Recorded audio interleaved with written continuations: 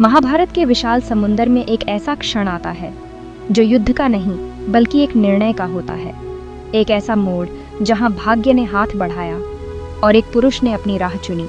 यह कहानी है कर्ण की, सूर्यपुत्र, वीर योद्धा और सबसे बड़ी त्रासदी का पात्र, और उस अंतिम संवाद की जिसने उसकी विरासत तय की। कौरवों के शिविर में सूर्य अस्त होने को था। युद्ध की परछाएं गहराने लगी थी। तभी श्री कृष्ण कर्ण के तंबू की ओर बढ़े।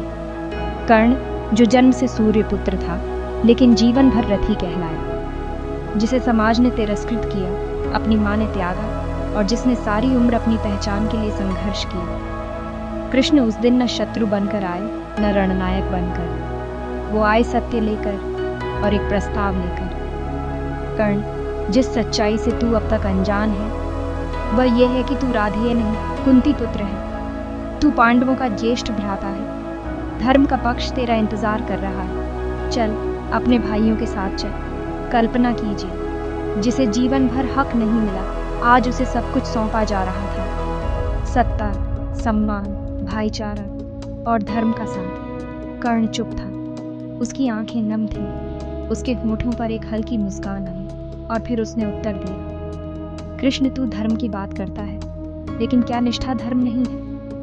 दुर्योधन ने मुझे वह दिया जो कोई और नहीं दे सका। सम्मान, मित्रता, एक स्थान। मैं उसका ऋणी हूँ, और अगर उसका साथ देने का अर्थ पांडवों से युद्ध है तो मैं वह भी स्वीकार करता हूँ। यही था कर्ण, भाग्य से नहीं, अपनी निष्ठा से बंधा हुआ। उसे झांक था कि वह मृत्यु की ओर बढ़ रहा है, और फिर भी वह डगमगाया नहीं। कृष्ण सब कुछ जानते थे, लेकिन उस क्षण वे भी नतमस्तक हुए, क्योंकि उन्होंने एक पुरुषार्थी को देखा जो हर लिहाज से महान था। हमारे जीवन में भी ऐसे निर्णय आते हैं जहां हमें चुनना होता है, सुविधा या सत्य, अधिकार या आभार। कर्ण की कहानी हमें सिखाती है कि सच्चा वीर वही है जो अपने मूल्य न छोड़े, चाहे सामने मृत्यु ही क्यों ना हो। जब युद्ध हुआ, कर्ण लड़ा, न प्रतिशोध के लिए न सिंहासन के लिए, वह लड़ा अपने वचन के लिए। और जब वह गिरा तो शत्रु भी रो पड़े, क्योंकि तब उन्होंने एक ऐसा पुरुष देखा जो पहले ही अमर हो चुका था।